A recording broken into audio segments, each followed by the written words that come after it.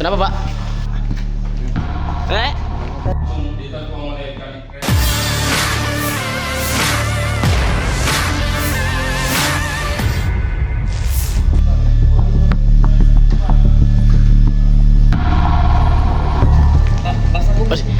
Pak, mari kita perkiraan atas, Pak. Eh? Ye? Ye? Lo mutoi. Kesana kita perkiraan, Pak. Ye? Kesana kita perkiraan, Pung. Ye? Berapa kali, Pung?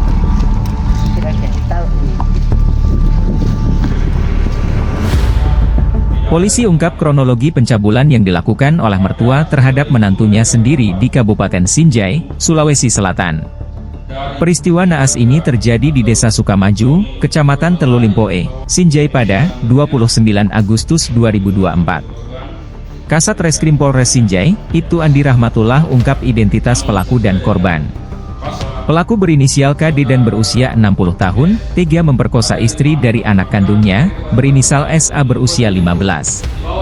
Ibtu Andi Rahmatillah mengatakan awalnya SA melipat pakaian di dalam kamarnya. Tersangka masuk ke dalam kamar korban, lalu bertanya, "Mana mamamu?" Lalu korban menjawab, "Pergi di rumahnya Kakak Sukma." Lalu tersangka mengatakan, "Apa balik dibikin?" Lalu korban mengatakan, "Saya sedang melipat pakaian."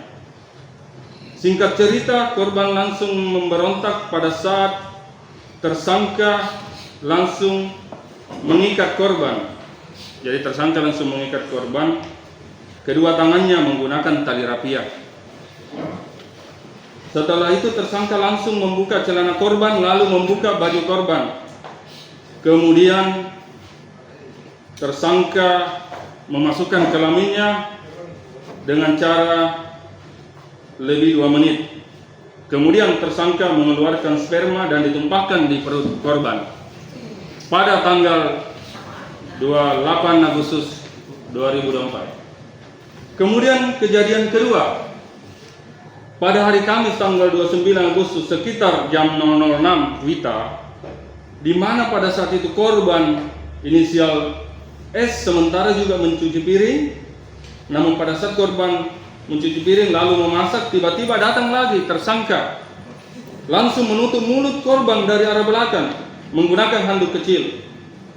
Kemudian tersangka menarik korban masuk ke dalam kamar dengan mengikat lagi kembali kedua tangannya dengan menggunakan tali rapia.